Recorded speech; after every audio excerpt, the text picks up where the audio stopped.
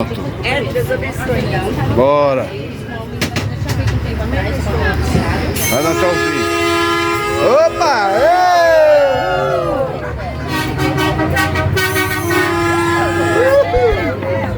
Alô. E a gente vai no passeio agora. Alô. Dá pra ouvir aí no fundo, pessoal? Dá pra ouvir?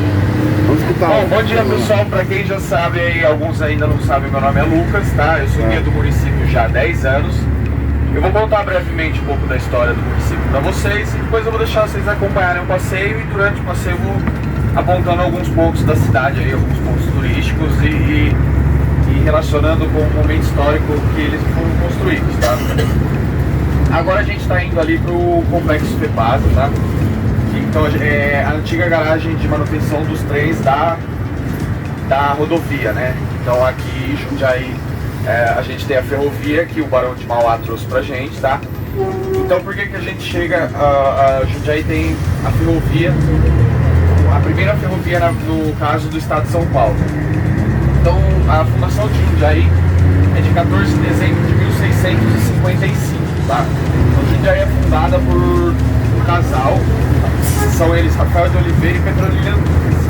Eles vêm parar na região de Jundiaí depois de uma briga bandeirantista lá para a região de Paranapiacaba, para aqueles lados lá. Então eles têm uma briga, um conflito entre famílias bandeirantistas.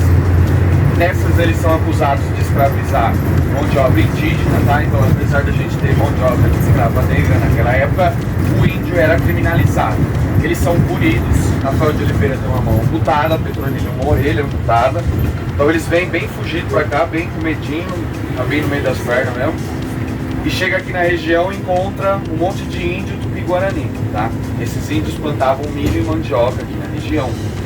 E no meu ponto de vista, então o europeu chega aqui todo esfomeado, querendo milho e mandioca do índio. E o índio começa a apontar para o rio e chamar o rio Jundiaí, tá? Em Tupi-Guarani, Jundiaí significa bagre no rio. Então, no meu ponto de vista, o índio estava falando para o europeu, ó, tem bagre no rio, tem bagre no rio. E o europeu costumava subjugar o indígena e falar, esse índio está falando que o rio chama Jundiaí. Entendeu? Mas não, ele que não sabia a cultura do índio, tá? Então, daí que veio o nome do município, tá? É um bagrinho, um peixinho bagrinho, até de volta aqui, a gente vai até passar um pouquinho mais pra frente, a gente passa sobre o rio Jundiaí e eu mostro pra vocês qual é, tá? Então basicamente os primeiros 200 anos de Jundiaí é a agricultura de subsistência. Então a gente tem ali início dos 1800, o boom do café. Café é uma commodity bem valiosa pro Brasil. Tem o açúcar também que não tá muito atrás. E a gente precisava escoar essa produção, tá? Como se escoa essa produção de café naquela época? Tropa de mula. Uma tropa de mula de Jundiaí ao Porto de Santos levava em média 16 dias, tá? Então, comercialmente não é viável isso, entendeu? Então, o Barão de Mauá resolve trazer para cá o invento da ferrovia, né? Então, a gente tem a primeira ferrovia do estado de São Paulo, que é a Jundiaí a Santos, a São Paulo Highway, que liga, então, a cidade de Jundiaí ao Porto de Santos, tá? Infelizmente a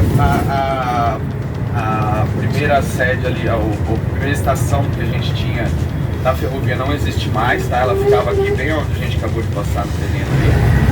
O DENIT deixou bem abandonado e os Noia atacou fogo no mato e queimaram a estação. O DENIT já foi condenado a pagar pela reconstrução, tá? Então vocês começaram a ver que aqui tudo tijolinho, muro de tijolinho, então aqui isso tudo é um complexo FEPASA, tá? Aqui que era a garagem de manutenção dos trens da ferrovia. Então daí ao longo do período a gente começa com as ferrovias, a Sorocabana, tem o ramal Bragantino, passa por aqui também. Então vários ramais de várias ferrovias aqui da região que acabam passando por aqui, tá? E aí por que a gente chega então? Então a gente tem o período lá, 1857 vem a ferrovia, escoando bastante café. Daí a gente tem em 1892 a assinatura lá da Lei Áurea, que extingue com a escravatura no Brasil, né? E aí com isso a gente tem uma falta de mão de obra, a gente tem a crise escravagista. Porque então naquela época a gente não tinha maquinária, ainda não tinha acontecido a Revolução Industrial, entendeu? Então a gente não tinha equipamento, trator direito para botar na terra, era tudo braçal. E a gente precisa de mão de obra. A gente já tem nesse período também o início do conflito lá de Primeira Guerra, que então história em 1912, a Primeira Guerra Mundial, então já rolava um conflito, a galera já estava passando fome lá. Então quando o Brasil abre as portas para receber esses imigrantes, então vem para a região de Jundiaí bastante imigrante de família italiana. Esses imigrantes tinham a tradição de trazer as mundinhas de uva na mala para plantar sua uva, para fazer seu vinho, de fazer tradição de família lá para eles.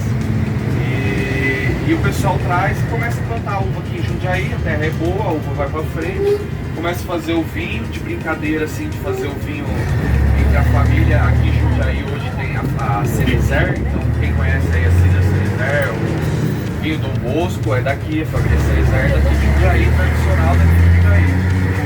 Entre essas tem mais algumas outras que então hoje a gente já conta 25 vinícolas que atende turismo, tá? Então dá para vir mais algumas vezes para ser durante não vinícolas. Dessas 25 são 24 de família italiana, então vocês verem que a presença italiana é forte, e só uma de família portuguesa, tá? Por isso que eu fiquei assim, foi plantando. Olha aí. Os trens de cargas. Aqui, ó, vocês podem pegar R$155 por pessoa nesse tour que vamos fazer. E faz como... Olha lá, ó, o tchauzinho lá. É R$155 por pessoa, com almoço incluso, direito a degustação de vinho, conhecer a fazenda e ficar alegre quando tomar vinho. Tô mostrando para vocês todo esse percurso, certo? Vamos lá. Não, o que ele tá falando aqui é pré-industrial, não tinha parafuso. Tudo numa rebite aqui, ó. Sabe? Esse galpão aqui.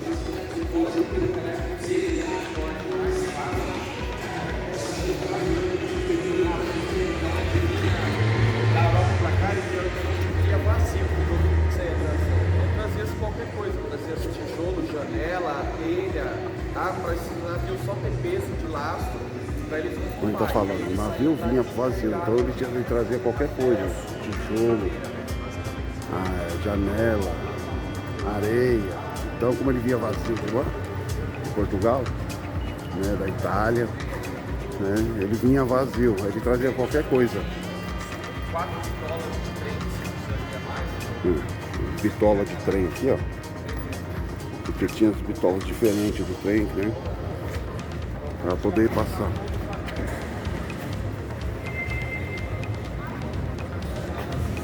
Um pouquinho da história aqui de Jundiaí, né? Uma cidade próxima de onde eu moro, tudo, mas para vocês que não conhecem, vocês que são fora de São Paulo, é um bom roteiro também para se fazer. Como eu falei, R$150 por pessoas, um almoço incluso à vontade. E direito à degustação de vinho, né? Você vai agora de manhã e volta na estação às 4 horas da tarde para poder pegar o trem de volta lá para a Estação da Luz.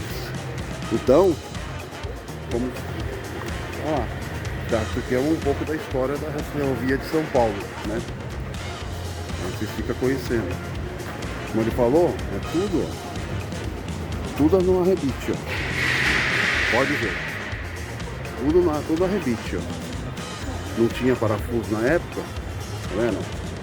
Aqui, ó. Aqui e aqui, ó. Não é parafusado, entendeu? Aqui não, aqui é o galpão de manutenção, né? Antigo galpão de manutenção da antiga FEPASA. Os trens vinham pra cá pra fazer manutenção. Pode ver as bitolas aqui, ó. Até os trilhos, quer dizer, né? Com outra bitola. Então a gente eles vinham pra cá pra fazer manutenção. Aqui era tudo sala de manutenção dos trens, certo? Ele contou um pouco da história, tudo, e a gente tá aqui no vindo aqui. Uma amarelinha aqui pra gente pular. Puf, puf, puf, puf, puf.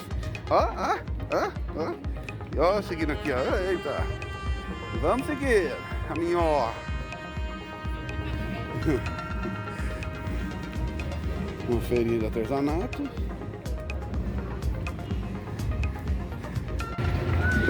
Bem, muito bem, pessoal. Vamos lá, galera. Não esqueça de deixar o like, se inscrever no canal, compartilhar, comentar. Eu vi aqui, ó, da Companhia Paulista. Aí, ó. Tudo aqui, ó. Muito além dos trilhos, da a história todinha. Que eu não vou ficar falando, né? Eu sei que tem muita gente aí que não, né? Eu vou deixar aqui, ó. Quem quiser, deixa aí, ó. Barulhinho. A máquina emissora de bilhete. Máquina emissora de bilhete automático. Modelo Germany. 1966. Nossa, um dia vocês viam foto, como via foto na minha época. Vamos ver se vocês conseguem ver. Aí, ó. Olha as fotos como era. Não sei se tá de ponta cabeça. Aí, ó. Tá vendo? Isso é uma amostra. E ela vendo um monte de foto. Aí, ó. Vamos ver mais uma aqui. Vou mostrar mais uma pra vocês aqui, ver se eu consigo.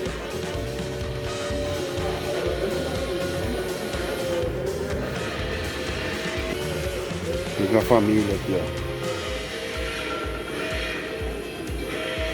Tem um monte aqui, ó. Que bacana aqui, pessoal. Galera. Muito bom, pessoal, ó. Museu, muitas coisas aqui. Quem quiser conhecer, venha, tá?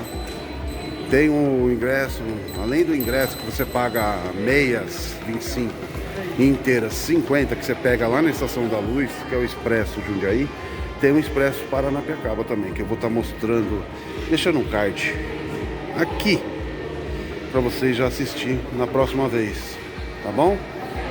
Aí eu vou estar tirando umas fotos aqui e volto, tá? Volto com vocês já já.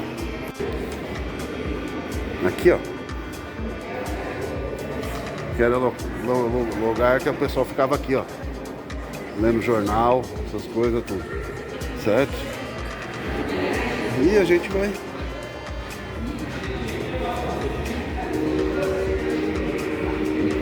Ó, os grilhões de ferro para pescoço, tá vendo?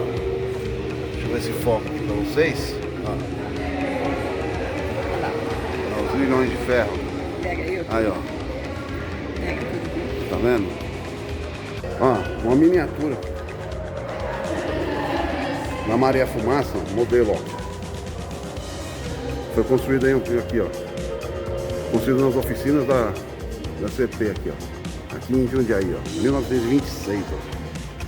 Locomotiva da Maria Fumaça. Interessante, né? Quem gosta, se quiser saber, aqui. Agora eu vou entrar em outro local aqui, ó. Tem mais história aqui, ó. Tem relógios das antiguidades. Todas as expressões ferroviárias.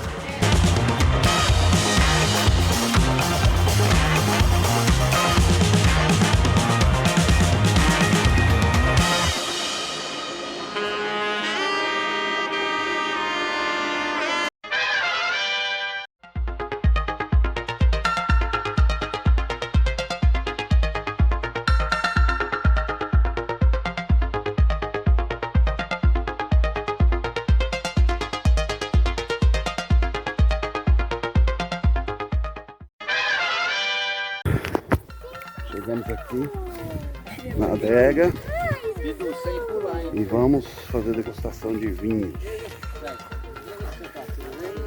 Fica aí, vamos ficar com a apresentação aí. Nessa adega aqui.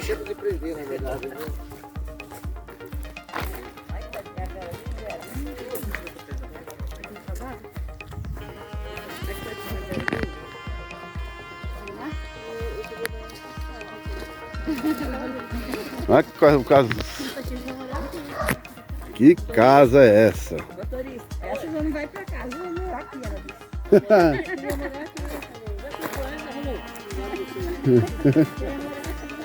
Vai morar aqui, Vamos lá.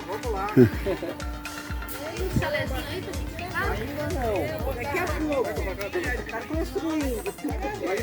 Tá em projeto. Já vai ficar na rede aí? Eu ficar aqui o dia inteiro. Pessoal, tem de Ah. também, ó. Na área aqui Pode ir ali? é o mesmo preço.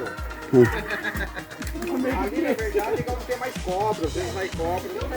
Tô brincando. Mas qual o nome Vamos lá. primeiro você falou? Jatobá. Olha, um jatobá. Vem aqui que não tem. Vai ficar na sombra, filho. Porque é uma vagem grande. Quem já comeu jatobá aqui? Eu. Leva umas 2 horas pra acabar uma vagem, né? Vai grudando na boca, né? É idade também, mas tem um pó danado. Vamos. É gostoso, lembra a infância, né? Cadê o jatobá? Vamos comer. Nas pontas você vê umas vagens.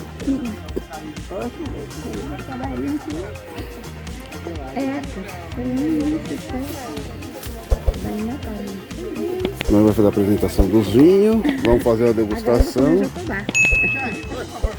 Olha a minha esposa, do lado ali tem um jatobá, tem uma vagem, eu vou mostrar pra eles o que é. Isso. Acordaram muito cedo hoje? Que Sim. horas? 5 horas. Ah, 5 horas é tarde já. Acho. Pra passear pode ser, não tem problema. Ah, não tem problema nenhum. Vamos lá então, pessoal. Bom dia oficial para vocês. Bom dia. Sejam bem-vindos aqui no sítio Santa Bárbara da Ega Oliveira. O que eu vou comentar aqui com vocês hoje? Praticamente a gente vai comentar 3 coisas. Falar um pouquinho aqui da história do sítio, né? Falar um pouquinho da história do vinho e depois comentar um pouquinho como que se faz vinho, né? Não sei se vocês já estudaram para o passeio de hoje, vai ter uma provinha no final do passeio de hoje. Não sei se o Lucas comentou com vocês. Não se assustem, não tem. Pessoal, o meu avô comprou esse sítio aqui, o vô Joaquim, em 1922. Então, ano passado fizeram 100 anos aqui de sítio Santa Bárbara. E ele veio morar aqui com quem? Com a mãe, com as irmãs e com os irmãos, né? Já viu aí? E plantando o quê? Plantando um pouquinho de café, um pouquinho de algodão, mas logo depois veio a crise do café por volta dos anos 30 e o vô Joaquim teve que mudar de cultura. O que ele começou a plantar? Uva. E que uva ele começou a plantar? Uma uva própria para vinho, chamada uva corbina. Nesse meio tempo, né, o vô Joaquim era muito antenado em redes sociais, sabe aquele cara? Né? Encontrou a avó Maria. Já Encontrou a conheço. avó Maria e casaram e tiveram 6 filhos, né? 4 homens e 2 mulheres, entre os quais meu pai um deles, o Amaro, que também já faleceu. Desses 6 filhos só tem uma tia viva que mora numa casinha aqui ao lado. Voltando para a uva, nos anos 30 ele começou a plantar essa uva corbina. E para onde que ia essa uva? Ia aqui para nossa adega para fazer vinho? Não. Jundiaí, no começo do século passado, era um polo muito importante produtor de vinho. Já viram falar do Cerezer, não viram? Sim. Assim como o Cerezer, Traude, Beleço, Vendramin, a região de São Roque também produzia muito vinho, né? E ia para lá também. Então meu avô plantava, né? Com meu pai e meus tios, e toda essa uva ia para lá. E foi assim até os anos 60. Nos anos 60 aconteceu um fator histórico, estrutural, que afetou bastante a produção dessa uva aqui na região. O que aconteceu? A rodovia Regis Bittencourt foi inaugurada. Rodovia que liga o sul do país até o nordeste. E o que aconteceu? Esses grandes produtores de vinho começaram a trazer o vinho do sul. Estava com preço melhor do que o vinho produzido aqui. Então eles deixaram de comprar a uva daqui para trazer o vinho pronto de lá. Como nada vem por acaso, Jundiaí estava se descontando naquela época também na uva de mesa, a uva Niágara. Conhecem a uva Niágara? Ela é uma rosadinha, tem a rosada e tem a branca. E contando uma história da uva Niágara, até os anos 30 só existia a uva Niágara verdinha, aquela branca. E aqui no bairro de Jundiaí, num produtor, bairro do Traviú, teve uma mutação espontânea. O que aconteceu? No meio da plantação da uva Niágara branca, surgiu um pezinho de uva Niágara rosada. O produtor viu, provou, gostou, era uma uva bonita, marcou esse pé, tá? Para quê? Para que no outro ano tirasse umas ramas para enxertar. E aí se foi se multiplicando a uva Niágara rosada em Jundiaí, foi ganhando fama, não para vinho, mas para mercado, para ser a GESP, para supermercado, para mercado de Cantareira, para o interior. E aí foi crescendo a produção da uva Niágara rosada. E o meu avô embarcou nessa também, né? Meu avô, meu pai, meus tios. E é essa uva que nós plantamos até hoje. Tá vendo essa plantação de uva aqui, ó?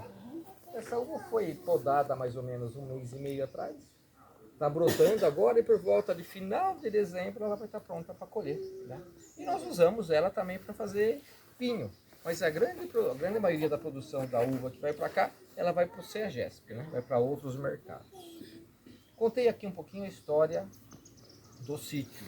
Falando um pouquinho da história aqui do sítio Santa Bárbara da Adega Oliveira. Dá a impressão que lá nos anos 30, quando meu avô começou a plantar uva, já começou a fazer vinho.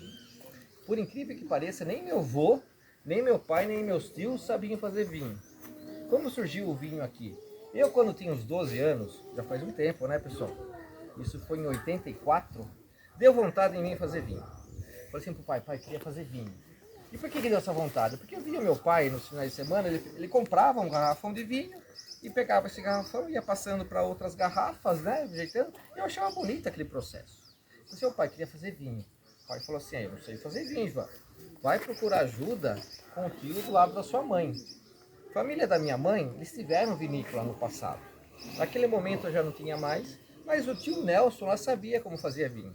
Aí ele explicou pra mim, tal. Fiz um monte de vinho, fiz 2,5 litros. Agora vamos comprar na feira e fazer. Foi com a mão. Com a mão. A gente vai chegar no pé ainda. A gente vai chegar no pé. Amassei com a mão, né? Fiz assim nos caldeirões lá e ficou legal. Ficou legal. E de lá pra cá, todo ano eu comecei a produzir um pouquinho mais.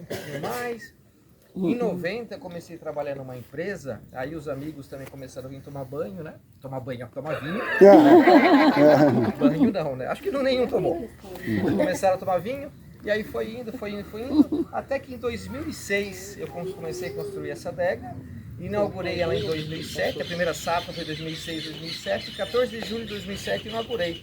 Então, basicamente, é uma adolescente de 15, 16 anos, né? E que hora que eu faço o vinho? Faço nas horas vagas, final de semana. Eu ainda trabalho nessa mesma empresa que entrei em 90, lá fazem 33 anos isso daí. E nas horas vagas eu faço o vinho. Tem um monte de empregado? Não. Eu falo para a turma que eu sou desde os serviços gerais até o presidente da adega. Eu faço de tudo aí, né? Eu, minha esposa que está aqui no caixa, os meus filhos. Então é uma coisa muito bacana essa parte do vinho, né? E eu pretendo continuar, ainda mais com o turismo crescendo nos últimos 2, 3 anos, é uma coisa até mais gratificante de vir aqui poder dividir um pouquinho isso com vocês também. Agora, como que se faz vinho? Como que vocês acham que faz vinho? A massa, ela falou do pé aí, Fermenta, depois coa. é com pé mesmo ou não? Não. Ó, na verdade, eu vou falar pra vocês, não pode ser qualquer pé. É o meu só. Né? Tem que ter frieira, né? Aquele pé bonitinho não serve pra fazer vinho. Tem frieira, né? Tem que ser aquele cascudão, frieira, unha encravada. São os melhores vinhos. Brincadeira, pessoal. Brincadeira. Eu não faço vinho dessa maneira. Tem uma desengaçadeira, que é uma máquina que tira o vinho. Mostra o pé. Vai ver, tá roxo, né? Parece um anil o pé, né? Como que é seu nome? Davi. Viu, Davi? Eu faço no começo do ano, até agora ele já estaria limpo, né? Porque não ia ser prova o pé, né? Como que eu faço aqui, né? Volta em janeiro. Alessandra, tudo bem? Quando chega o caminhão de uva, o trator de uva, naquela primeira porta, não, aqui na verdade eu estou ampliando aquela porta lá grande, ela vai ser a nova área de venda, né? Mas até então a adega é essa parte de baixo. Na primeira porta ali é onde que eu recebo as uvas. Então quando chega a uva, eu tenho 2 tonéis grandes que eu coloco uma máquina em cima, como se fosse um moedor de carne, digamos assim. E eu vou virando as caixas de uva nesse moedor. Ela vai batendo, e batendo assim, não triturando como um liquidificador. Ela simplesmente dá uns tapas nos cachos, tem umas pás, né? Dá uns tapas assim no cacho da uva, arranca a baga do cabinho, quebra essa baga e os cabinhos vêm para a parte de fora do tonel. O restante cai tudo lá. Casca, polpa, semente. Só o cabinho fica para fora. E por quê? Porque o cabinho deixa um gostinho ácido no vinho, astringente, que não é bom para a produção de vinho. Feito tudo isso, e para você ter uma ideia, é um processo relativamente rápido. Esse tonel de 2.500 litros cabe mais ou menos quase 2.000 quilos de uva. É um processo de uns 40 minutos. É bem rápido. Feito isso, começa lentamente um processo que é o coração da fabricação do vinho. Que processo que é esse? Fermentação. Começa lentamente. E para que eu tenha fermentação, eu tenho que ter várias coisas, mas principalmente duas coisas são essenciais. Quais são? Açúcar. Você estudou? Você estudou para vir. Ah, então. E você falou que fermenta. Então o que eu preciso além do açúcar? Que é a levedura. A água não vai no vinho. Não vinho. Não se pode. A legislação brasileira não permite álcool. Tem alguns países, como o Chile, por exemplo, que permite, se não me engano, até 10% em função do teor de álcool da uva. Mas aqui não é permitido. Então, levedura com o açúcar da uva, a frutose, vai fermentando e vai gerando o quê? O que gera isso? O álcool. Então, o álcool no vinho... Olha o Bidu achando briga já. Bidu! Bidu! Vem, Bidu! Bidu! Vem, Bidu! Olha lá.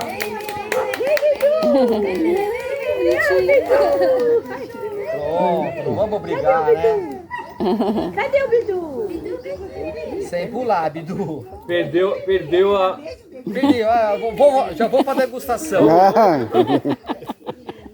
Pessoal, e aí então vai gerando álcool. Então o álcool no vinho, ele é adicionado, ele é formado.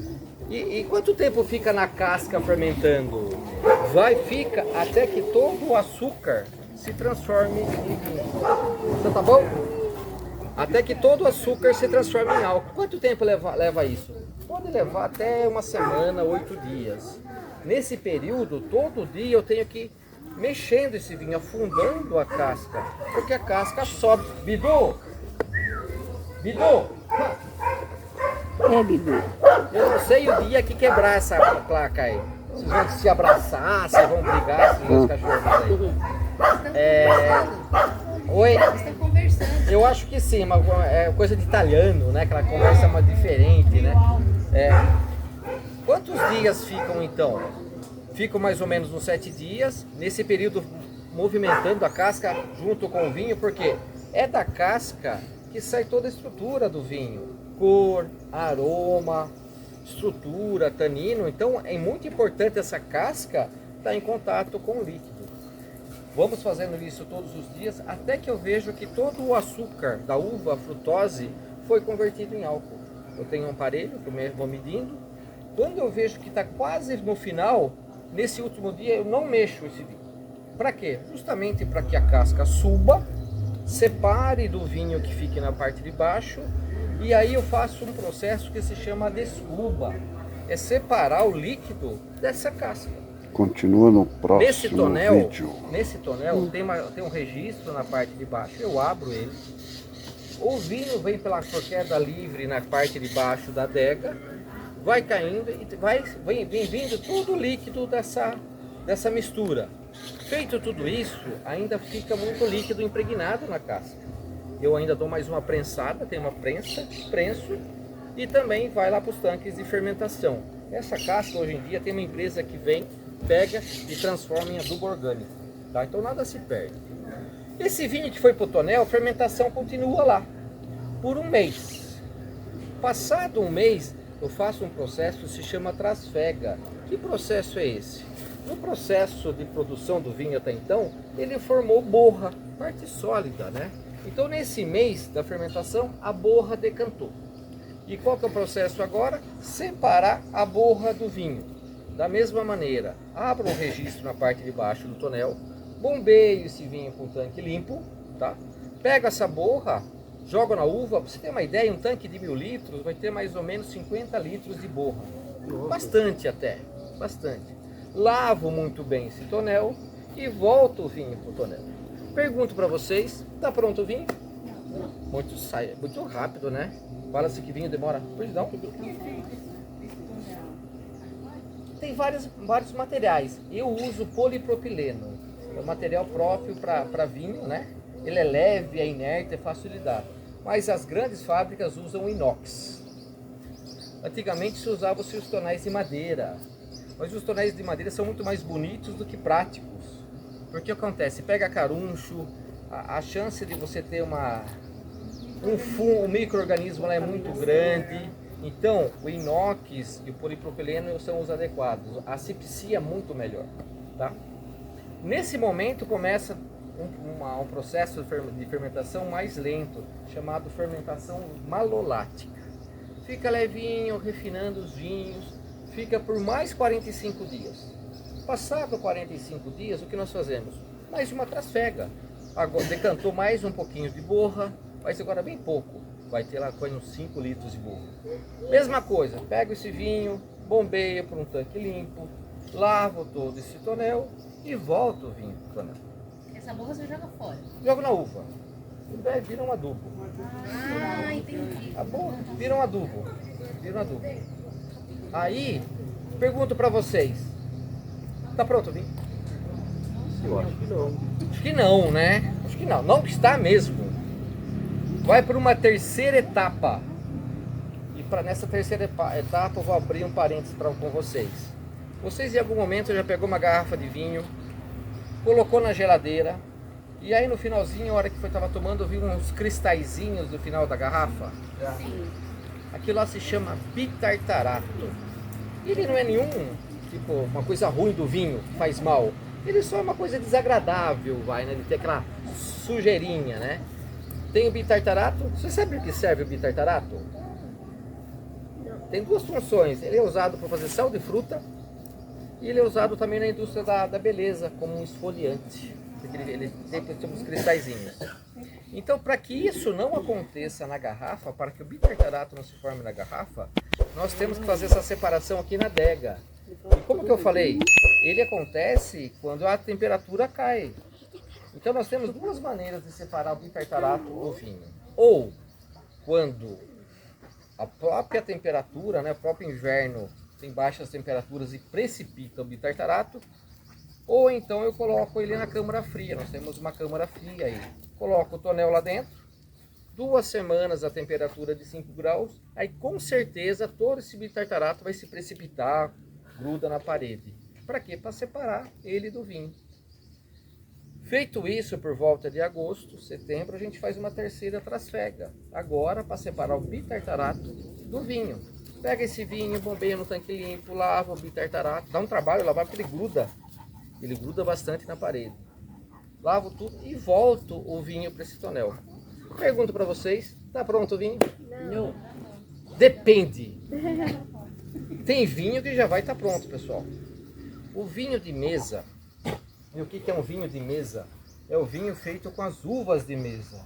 E o que são uvas de mesa? São aquelas uvas normalmente de origem americana que a gente usa para chupar. A Niágara é uma uva de mesa, a Isabel é uma uva de mesa, a Bordeaux é uma uva de mesa. Esses vinhos são feitos para tomar jovem. Passou essa terceira trasfega, já começa a beber, engarrafar. Os vinhos finos, vindos de vites viníferas, que são uvas finas de origem europeia, levam pelo menos mais um ano para ficar pronto. Esses vinhos, por que levam mais um ano? Porque esse vinho, se tomar nesse momento, vai estar com aquele negócio que amarra a boca, um caqui verde. Então tem que ficar pelo menos mais um ano para ele dar essa normalizada. Tá? Rápido fazer vinho? Demorado. E aí vocês podem perguntar, pô, mas como que vocês esperam tudo isso para tomar vinho? Normalmente a gente guarda o vinho do ano anterior, né? Vai tomando até que o do ano corrente fique pronto, né? E nesse meio tempo a gente vai experimentando também, né? Para ver a evolução do vinho. Acontece às vezes do tonel de 1000 litros, você vai experimentando, a hora de engarrafa só tem 100 litros lá. Já acabou o vinho, né? Eu tô brincando, né? Mas é um processo bacana, é quase que uma arte, né? Faz todo aquele cuidado desde que chega a uva, o controle com a fermentação, a asepsia é uma coisa muito importante na fabricação do vinho para ele não azedar, toda a parte de outras coisas. Alô, Ivan. Alô, Salviano, até mais. toda aquela parte, o controle para que não entre oxigênio no vinho, porque o oxigênio é inimigo do vinho nesse momento, ele pode azedar o vinho. Então vocês ficaram um pouquinho aí com a apresentação de como se faz o vinho. Quer conhecer o restante? Vem aqui na Adega Oliveira, aqui em Jundiaí. Procura no Google e provavelmente vai aparecer, tá? Diz a gente, vamos aí, ó. Entendeu? Aqui é a fazenda que eu tava falando, tá? Tá bom? Ó, tem um lago aqui, pedalinho, tem uns bichinhos aqui, certo? Essa fazenda aqui acho que tá praticamente uns 200 anos com a mesma família. Só que o único problema é que aqui, ó, aqui atrás aqui é o restaurante. O que acontece? Você paga um valor que você pensa que vai ser um big no almoço, vai ser alguma coisa, vou sair do sol aqui, certo? Vai ser um almoço legal, tudo. Chega aqui. Chega aqui, nem posso falar. Chega aqui, o negócio não é nada daquilo que você pensou. Totalmente diferente. Vou desmerecer o local. Não desmerecer o local não, mas só que o único falha que aconteceu, o único problema que foi é isso daí, da comida. Você paga um valor de lá, R$155 com o almoço incluso, entendeu? Lá na frente da estação. Você pega o expresso turístico lá na Luz, vem, né, até aqui na Jundiaí. Aí chega ali na frente, você compra um pacote de R$155 com o almoço incluso. Aí você passa na vinheta, né? Na adega de vinho lá, pra você degustar o vinho, tudo. Ali foi bacana, foi legal. Só que quando chegou aqui, você pensei que era uma coisa, não foi legal não, tá? Pouca mistura pra você pegar, entendeu? Você paga R$45, tá? 155 incluso. Vamos colocar aqui 90 do ônibus e o restante, acho que é 45, né? Faz as contas aí que eu tô meio chateado, não tô conseguindo fazer as contas. Vamos colocar que você faz quase R$50 de comida. Não valeu a pena. Entendeu? Vou fazer esse final aqui, do vídeo aqui, com vocês, tá? Deixar vocês aqui com esse lago aqui, ó. Maravilhoso. Vou fazer aquele final de vídeo, tá? Um pouco diferente do que eu faço. E espero que vocês, né? Vou fazer um final do vídeo assim, diferente, tá? Como eu falei já. E espero que vocês se inscrevam no canal, compartilhem, tá? Comente e se inscrevam, né? Se inscrevam no canal de novo, compartilhe, comente demais, tá? Deixa o joinha, deixa aquele like, para ajudar muito o vídeo, tá? Então, até mais e fui.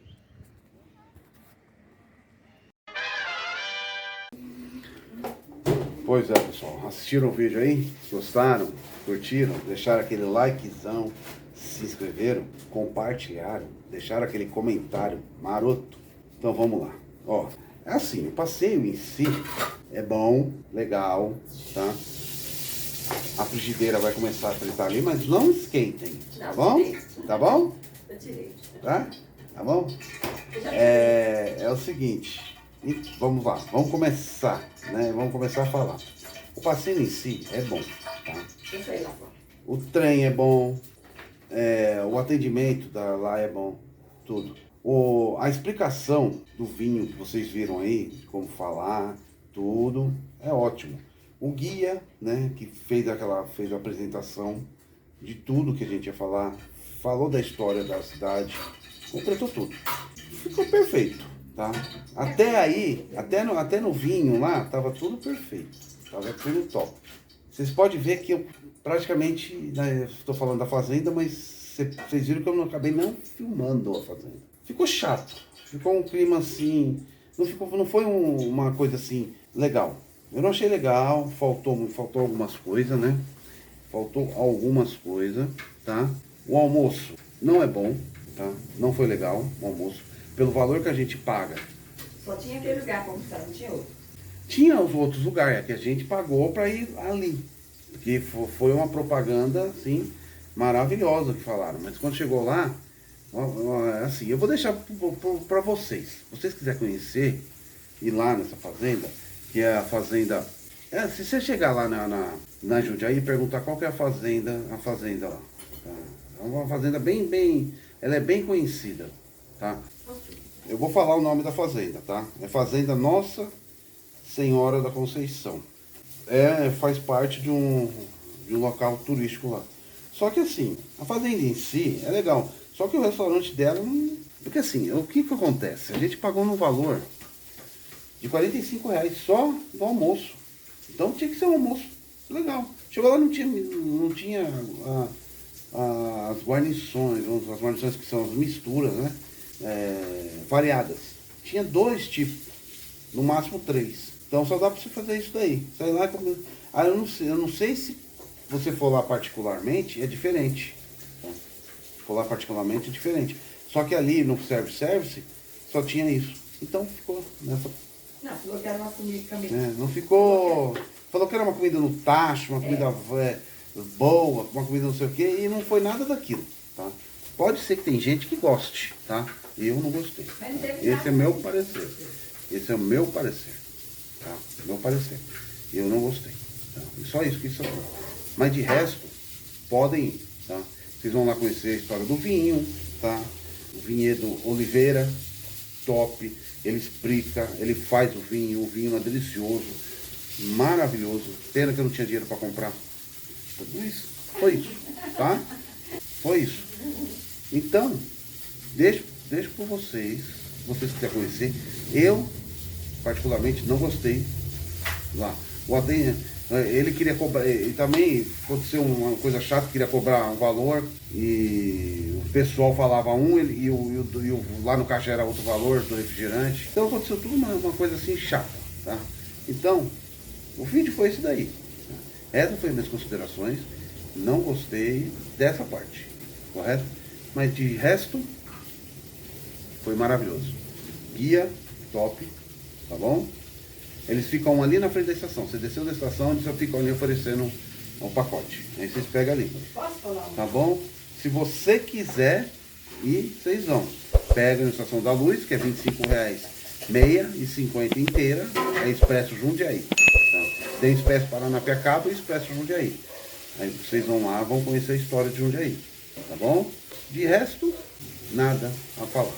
Porque foi maravilhoso. Aqui, só essa parte que não foi legal. Tá bom? E obrigado por vocês terem curtido. Obrigado quem se inscreveu. Obrigado também. Quem deixou um comentário aí. Mil abraços, 1000 beijos.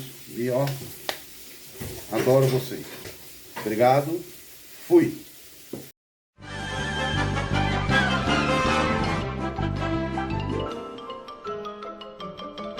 Isso é tudo, pessoal.